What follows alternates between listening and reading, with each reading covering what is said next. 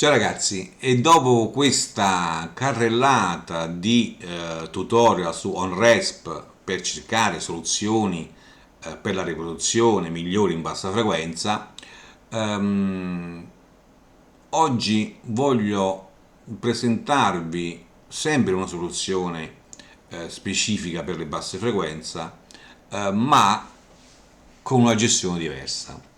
Nel ricordarvi che tutti questi sistemi che abbiamo sia esaminato ultimamente, vale a dire l'ETL, le varie varianti, nonché i reflex, doppia camera, aperiodico, asimmetrico, ancora prima, reflex, SP, un pochino tutti, sono accomunati da un fattore, ovvero il volume.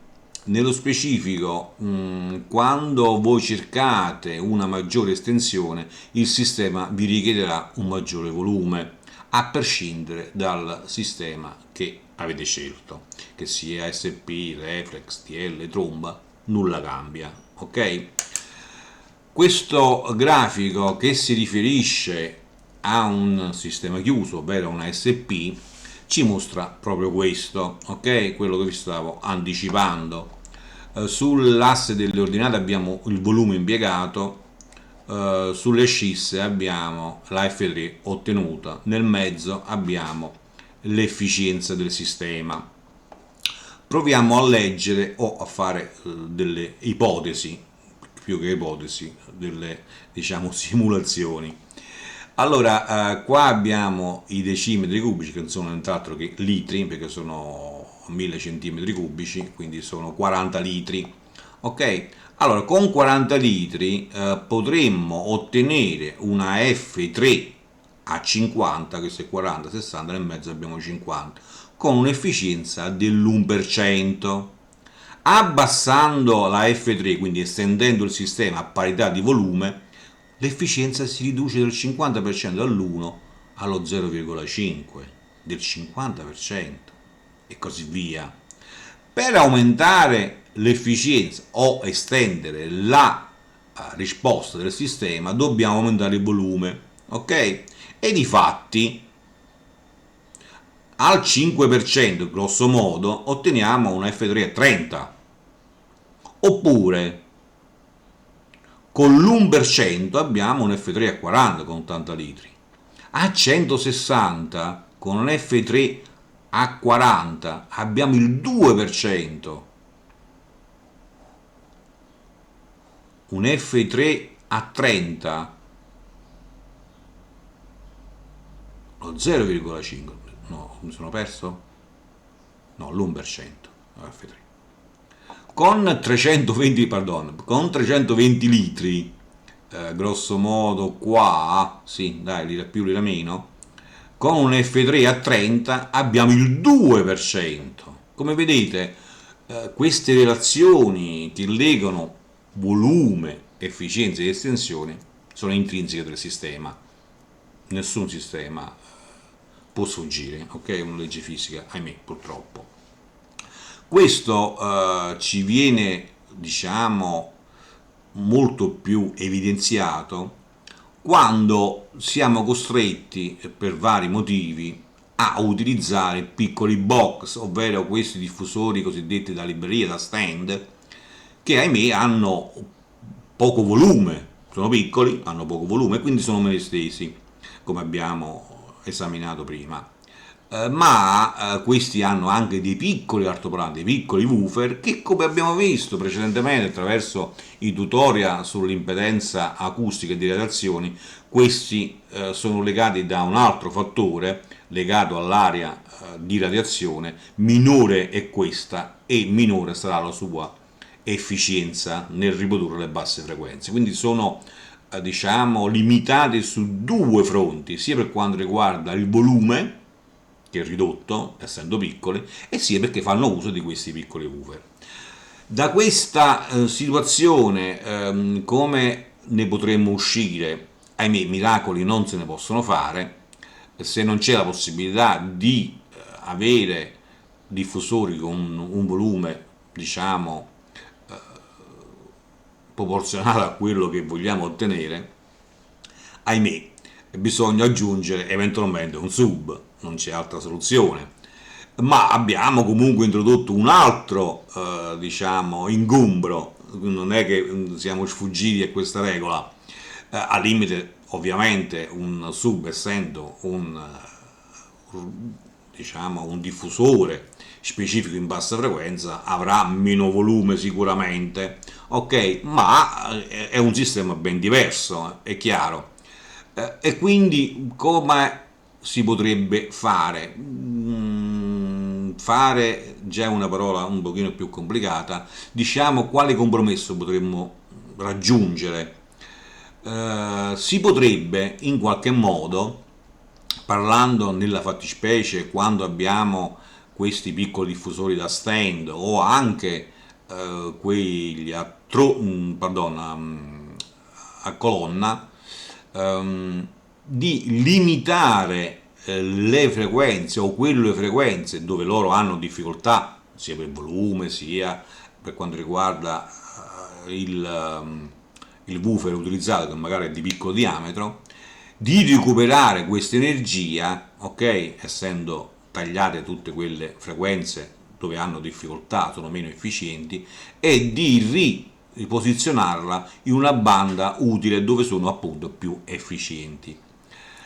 Per fare questo abbiamo bisogno di un dispositivo che può essere sia un filtro elettronico, ce ne sono di vario tipo, di vari costi, più sono sofisticati ovviamente e più costano. Alcuni hanno anche la possibilità di andare a regolare la fase, in quei più economici no, ma ovviamente costeranno di più. Ancora meglio se abbiamo la possibilità di gestire attraverso un DSP. In questo caso è molto più semplice e anche molto più economico, tant'è vero che questo TSA 1701 costa la spaventosa cifra di 22 euro più spese di spedizione, purtroppo, anche se lo acquistiate dal produttore stesso, 22-23 euro più spese di spedizione. È mono, quindi laddove vorreste gestire un sistema stereo ve ne serviranno due, ok?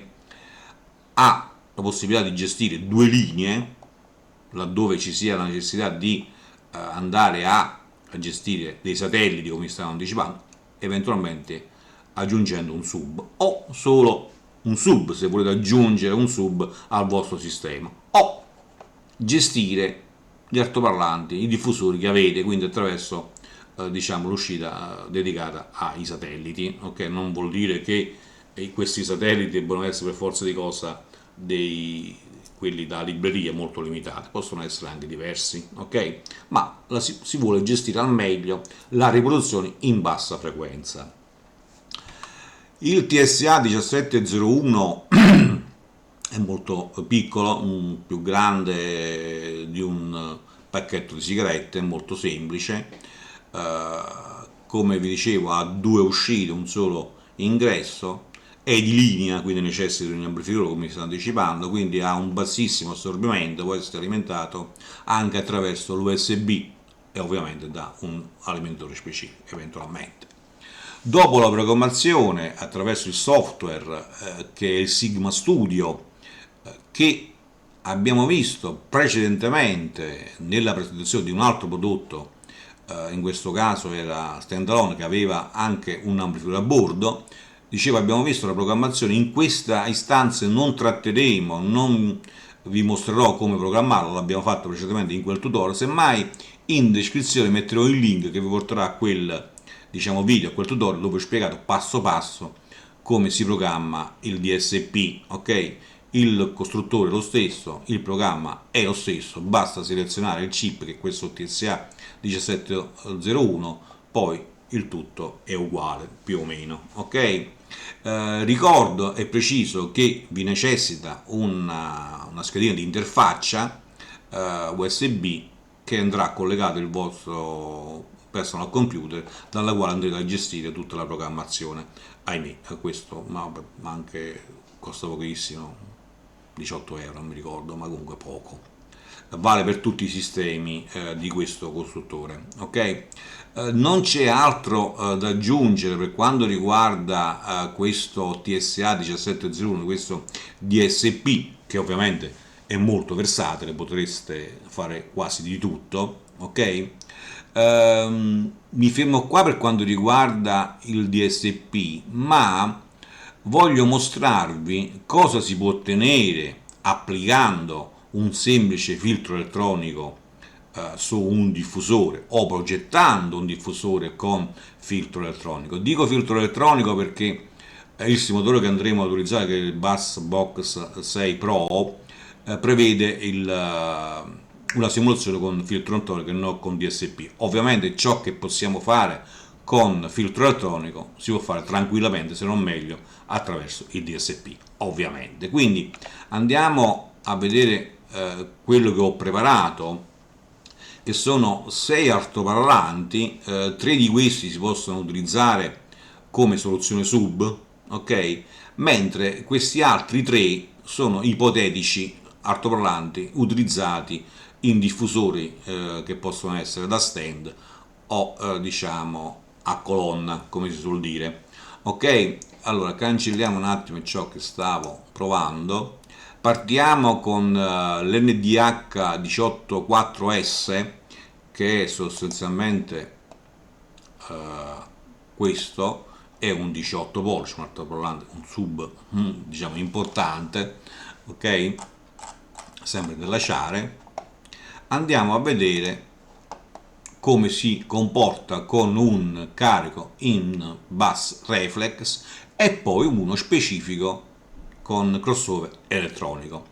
Preciso e ricordo che non ci addentreremo nel perfezionamento della simulazione, ok? Né per quanto riguarda il reflex né per quanto riguarda quello con filtro attivo, perché è più lungo, ci sono da fare varie considerazioni e quindi eventualmente vi interessa lo potremmo trattare successivamente con un tutorial specifico. In questo vedremo solo le differenze tra i due, avvalendoci di meccanismi automatici che il simulatore ci propone, ok?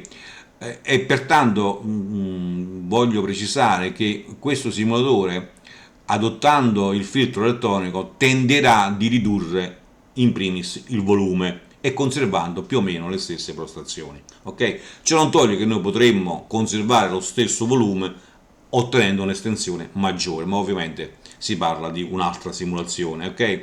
Invece per andare più veloce, mostrarvi a secondo l'altoparlante utilizzato, cosa ci mette in evidenza passare da un sistema controllato attivamente e un altro no, sostanzialmente lo scopo è questo, ok? Bene, allora andiamo a simulare per questo altoparlante un bus reflex cercando la massima estensione. Il simulatore ci propone 170-180 litri, ok? Simuliamo i grafici di risposta, passiamo a un sistema con filtro attivo, ok? Sempre quello suggerito dal simulatore, riduciamo di 80 litri, avete visto come vi stavo anticipando, quindi un 40% in meno, e cercherà di conservare le stesse prestazioni. Ovviamente, e ripeto, non è una simulazione precisa, si può perfezionare sia il reflex che questo con filtro attivo. Non è questo il caso, voglio solo mostrarvi la differenza che esiste tra l'uno e l'altro, ok? Questo è lo scopo. Andiamo a tracciare le curve per quanto riguarda questo sistema e di fatti ha conservato la 1000 e la mol, abbiamo maggiore pressione, ok? La fase è grosso modo la stessa, il gruppo di ritardo si è spostato verso il fuoribanda quasi, quindi abbiamo migliorato sicuramente. Cancelliamo questo e passiamo a quello successivo, HSB 32244, un altro altoparlante per soluzione sub di Ciare, ovvero questo 12 pollici, 320 mm nominali. Simuliamo anche qua solita procedura, bus reflex, sempre quello suggerito per la massima estensione dal simulatore. Ci consiglia e ci propone 80 litri. Tracciamo le curve di questo sistema, andiamo su quello con filtro attivo, sempre suggerito dal simulatore, riduciamo anche qua del 50%, ricordo bene, era 80, e abbiamo ridotto del 50%. Tracciamo le curve di questo sistema e facciamo il solito confronto. Abbiamo recuperato qualche cosa, 1000 mol più o meno lo stesso, fase anche qua abbiamo un miglioramento sul gruppo di ritardo. Non guardate l'estensione che poi qua, perdono, l'escursione che come dicevo si può perfezionare andando a modificare il taglio, il Q, l'FB e quant'altro, ok? Voglio solo mostrarvi cosa potenzialmente fattibile. Cancelliamo, andiamo sul HV251, sempre potenzialmente per una soluzione sub, 10 pollici, 250 mm nominali. Solita procedura, soluzione bus reflex, massima estensione.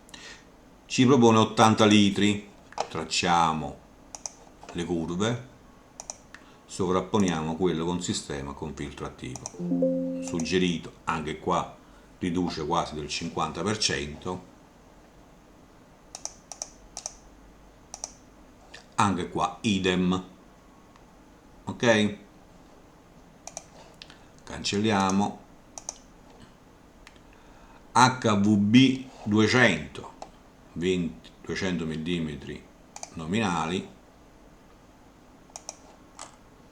8 pollici, sempre di Ciare. Soluzione reflex, suggerita massima estensione, ci propone 70 litri. Tracciamo sempre le curve, soluzione con filtro attivo, quello suggerito, circa il 50% in meno, anche qua. Tracciamo, stessa storia, non cambia assolutamente niente, abbiamo migliorato comunque. Cancelliamo. HVB 160, HVB 160, eccolo qua, 6 pollici e mezzo.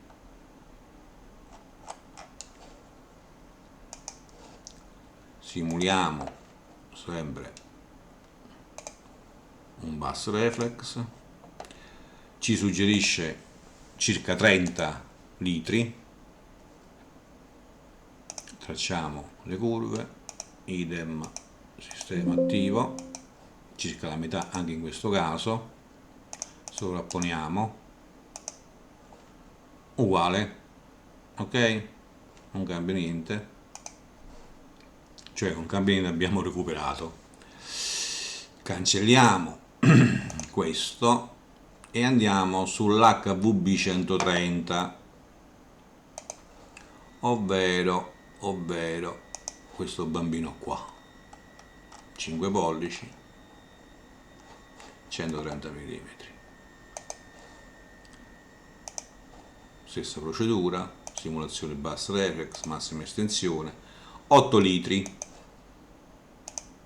Tracciamo, sovrapponiamo, suggerito, circa la metà anche in questo caso.